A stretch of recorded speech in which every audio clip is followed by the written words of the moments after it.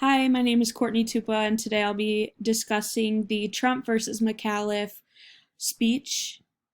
Two different speeches revolving around the same protest or rally, same topic.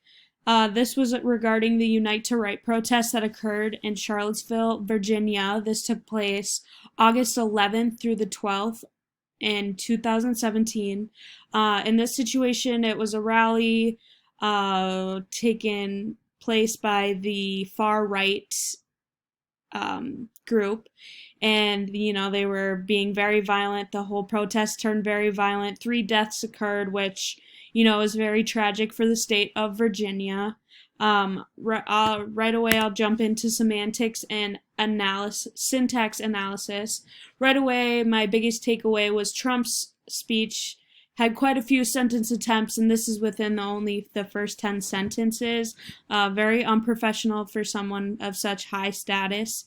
On the other hand, McAuliffe had 0, which should be expected of someone in politics, yet alone just a governor, I believe.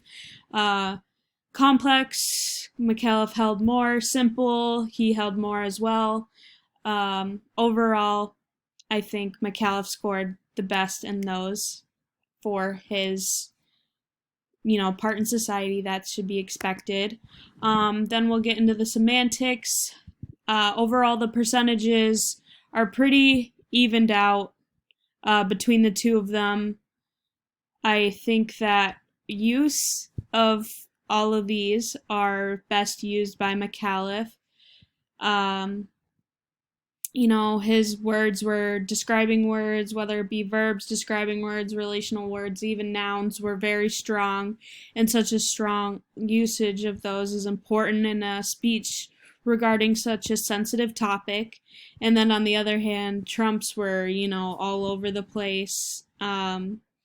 A lot of interruptions, like I said, in those sentence attempts, so they were kind of random.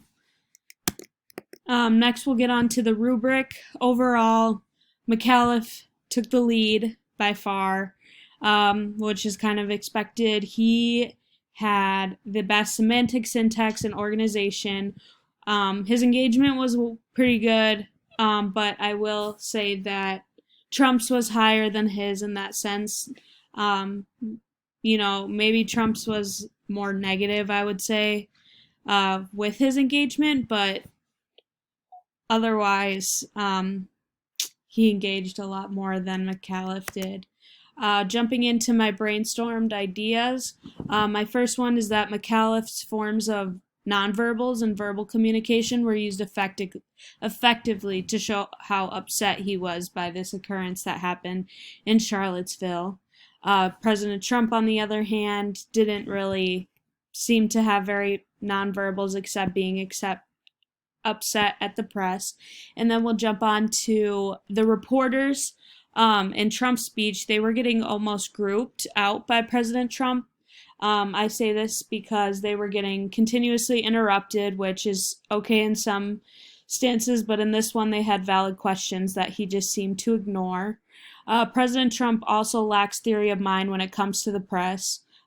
He feels some type of way that he almost can't understand where they're coming from. What they release about him all seems to be fake in his eyes and twisted. Then we'll go on to McAuliffe. He seems to be following more well-known rules of, a politician, what rules they should follow when they're giving a speech. And Trump seemed to just throw all those rules out the window and perform at what he believes was the right way, which was wrong in most people's eyes. And then lastly, in Trump's speech, I found he held a dominant culture over his head.